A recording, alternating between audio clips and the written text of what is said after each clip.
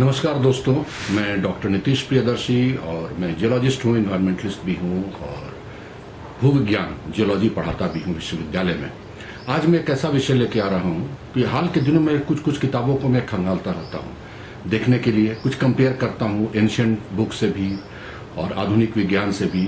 पहले लोग कितना जानते थे, क्या जानते थे, इसकी भी मैं जानकारी में लेता रहता हूँ। और आज मैं बात करूँगा 7 महाद्वीपों के बारे में। क्या 7 महाद्वीप का कंसेप्ट जो आज हम लोग अपने बच्चों को पढ़ाते हैं, चाहे हम लोग पढ़ते हैं कि भाई जो 7 कॉन्टिनेंट्स हैं, जिसमें आपका एशिया है, अमेरिका है, ऑस्ट्रेलिया है, अफ्रीका, भाई जितने सारे हम लोग गिनते हैं, देखते हैं, क्या इसका ये कंसेप्ट आज का है? इसकी थ्योरी कब आई? पहले हम लोग मान के चले कि सारे द्वीप एक साथ जुड़े हुए थे, फिर धीरे धीरे सारे द्वीप अलग होते चले गए। कॉन्टिनेंटल ड्रिफ्ट या प्लेट टेक्टोनिक्स की वजह से माना गया कि तरतीब अलग हो गए। भारत आज भी हिमालय की तरफ बढ़ रहा है, जिसके चलते भूकंप आता है। बहुत सारी ऐसी क्रियाएं हम लोग आज भी पढ़ते हैं। तो क्या ये घटनाएं की जानकारी आधुनिक विज्ञान की देन है कि पहले भी लोग जानते थे? तो हाल के दिनों मैंने कुछ किताबों को देखा जिसमें एक मत्स्य महापुराण है, फिर एक है भविष्य पुराण। इसको मैं देख रहा था तो ज्योग्राफी का इतना बढ़िया जानकारी, इतनी अच्छी जानकारी उन्होंने दिया है डिटेल में कि मुझे भी आश्चर्य हुआ। और पढ़ते हुए लगा कि जैसे जो हम लोग 7 कॉन्टिनेंट्स की बात करते हैं, तो वो हमारे भविष्य पुराण जो महर्षि वेदव्यास के द्वारा लिखा गया था हजारों साल पहले, उसमें ये 7 महाद्वीप का जिक्र आता है। क्या आता है? जो मेरे सामने वो किताब आपके लिए खोल के मैंने रखा है। एक सूत जी जो है वो कुछ बता रहे हैं अपने शिष्यों को कि भूलोक में जम्बू, प्लक्ष, शाल्मली, कुश, क्रौंच, शाक और पुष्कर नाम के 7 महाद्वीप हैं जो 7 समुद्रों से घिरे हुए हैं। देखिए वहां भी है, 7 समुद्रों से घिरे हुए हैं, क्योंकि आज भी हम लोग कहते हैं कि कॉन्टिनेंट्स नेचुरली हमारे महासागर से घिरे हुए हैं। और एक द्वीप से दूसरे द्वीप में जाने में आपको सागर से दूसरे सागर की दूरी तय करनी पड़ती थी। मतलब एक द्वीप से दूसरे द्वीप जाने में आपको सागर की यात्रा करनी पड़ती थी। अब तो हवाई जहाज आ गया, अब तो हवाई जहाज से उड़ जाते, लेकिन पहले था कि सागर से दूरी तय करनी पड़ती थी। एकदम क्लियर कट ये लिखा हुआ है। अब सवाल उठता है कि जैसे हम बात करते हैं, तो कई बार पूजा पाठ आप घर में करवाते होंगे, तो उसमें आप देखते होंगे पंडित जी एक श्लोक का उच्चारण करते होंगे सब पूजा के पहले, हवन के पहले भी। वो क्या होता है? वो होता है कि जम्बू द्वीपे भारत खंडे, जम्बू द्वीपे आर्यावर्ते भारत खंडे, ये पूरा एक आता है श्लोक। उसके बाद नगरे आता है, फिर आपका नाम आता है, गोत्र आता है। तो आपके बारे में सारा ज्योग्राफी, आप कहाँ से बोल रहे हैं, क्या कर रहे हैं, यूनिवर्स को कहाँ से आप मैसेज दे रहे हैं, जो हवन कर रहे हैं, तो आप अपना स्थान बता रहे हैं। तो कहाँ से शुरू होता है? जम्बू द्वीप है, फिर आर्यावर्त है, फिर भारत खंडे, फिर आपका माली में रांची से हूँ तो रांची नगरे, आप किसी और शहर से होंगे उस नगरे का नाम लेते हैं, दक्षांश नाम लेते हैं, मौसम का नाम लेते हैं, फिर आप अपना नाम लेते हैं, फिर जाकर अपना गोत्र का नाम लेते हैं, तो पिता का भी नाम लेते हैं। तो ये पूरा आपके बारे में बायोडाटा हवन शुरू करने के पहले दिया जाता है। कंप्लीट ज्योग्राफी आपके बारे में, एक तरह का जीपीएस नहीं लग रहा है कि जीपीएस में बैठ के आप जानकारी दे रहे हैं।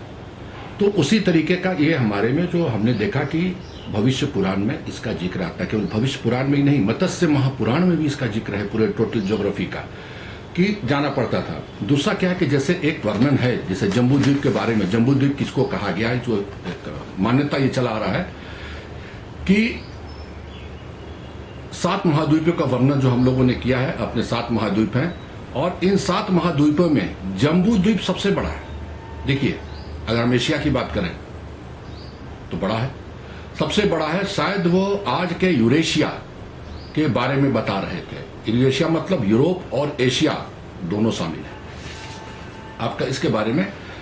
और दूसरा क्या है कि जम्बू द्वीप के बारे में उन्होंने आज क्या जानकारी दी? मत्स्य पुराण में जम्बू द्वीप के बारे में विस्तार से भौगोलिक वर्णन है। इस पुराण के अनुसार यह अनेकों प्रकार के सुंदर देशों एवं नगरों से परिपूर्ण है। ये सभी प्रकार की धातुओं से संयुक्त एक शिला समूहों से समन्वित पर्वतों द्वारा सुशोभित है। कई पर्वत हैं यहाँ पर, हिमालय भी हो सकता है। और क्लियर, और जम्बू द्वीप के बारे में भी और भी बहुत सारी क्लियर जानकारी आती रहती है, और आज भी हम लोग उसके बारे में जानकारी करते हैं। और इसमें एक चीज और वर्णन था, इसके बारे में बड़ा आश्चर्यजनक लगा कि वो इन्होंने बात किया है कि 7 समुद्रों से घिरे हुए हैं। और आज भी हम लोग जो बात करते हैं ना, 7 समुद्र की बात करते हैं, सेवन सीज इंक्लूड क्या क्या है? आर्टिक है, north Atlantic, south Atlantic, north Pacific, south Pacific, Indian and southern ocean. और एक ओरिजिन, एक फ्रेज का ओरिजिन था द सेवन सीज, ये भी एंशियंट टाइम्स में जाता है। इसकी जानकारी हमें होती है जो पुराने कालों में एंशियंट टाइम्स में होती है। ऐसे तो 5 ओशंस भी हैं, Pacific, Atlantic, Indian ocean, Arctic, Antarctic, लेकिन सेवन सीज की जानकारी इन्होंने भविष्य पुराण में वर्णन किया है। और जम्बू द्वीप के बारे में लिखते हैं कि जम्बू द्वीप सभी द्वीपों के मध्य में सुशोभित हो रहा है। इसके मध्य में सोने की कांति वाला महामेरु पर्वत है। महामेरु पर्वत क्या हो सकता है? हिमालय हो सकता है आपका, कांति वाला महामेरु। और सोने की, गोल्डन पीला हो सकता है कैलाश पर्वत हो। इसकी ऊंचाई देखिए, डिस्टेंस भी इन्होंने दिया है, इसकी ऊंचाई 84,000 योजन है। यह महामेरु पर्वत नीचे की ओर 16,000 योजन पृथ्वी में प्रविष्ट है। मतलब नीचे की भी गहराई के इन्होंने वर्णन किया कि धरती के नीचे कितने दूर तक इसकी गहराई है इस महामेरु पर्वत की।